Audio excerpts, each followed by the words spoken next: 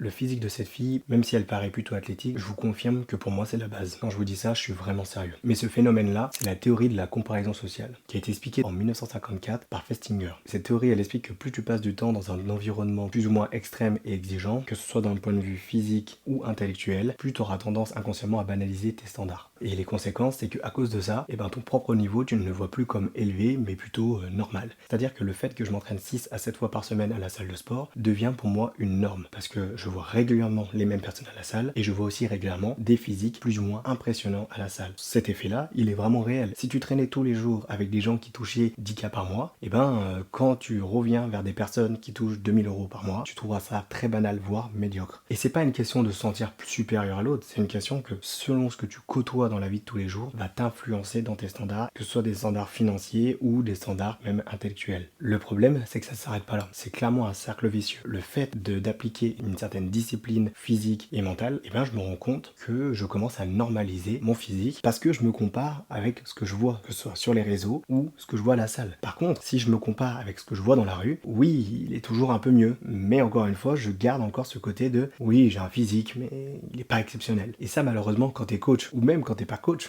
ça va créer une certaine dissonance entre ceux qui ont du mal à passer à l'action et ceux qui sont déjà passés à l'action. Ça va créer un écart et d'un point de vue d'un coach, créer cet écart, je trouve pas ça ouf. Et pour moi, pour éviter de créer trop d'écart, il faut rester réaliste. Et pour rester réaliste, il faut dire la vérité. Et ça commence par quelles sont toutes les choses que j'ai mis en place pour avoir ce physique. Est-ce que c'est un programme d'abdos que j'ai réalisé en un mois pour avoir mes abdos, ou est-ce que c'est avec mes 24 ans de sport, avec mes 4 à 6 entraînements par semaine en moyenne? Et cette réalité-là permettra aux gens de comprendre que si tu veux avoir ce physique-là, il va falloir être régulier et t'engager sérieusement, que ce soit en musculation, en course à pied, au foot, peu importe le niveau que tu veux avoir. En fait, dans n'importe quel objectif, quel que soit l'objectif, il va falloir s'engager selon le niveau que tu veux atteindre. Sauf que sur les réseaux, surtout les réseaux courts, on va vous montrer la rapidité, on va vous montrer la belle vie. Et c'est à vous aujourd'hui, et je vous le dis, pour réfléchir et prendre du recul sur la situation, sur la vidéo que vous voyez, pour comprendre que, ok, c'est beau, ça donne envie, mais n'empêche que ça se fait pas tout seul, et que si je veux avoir la même chose,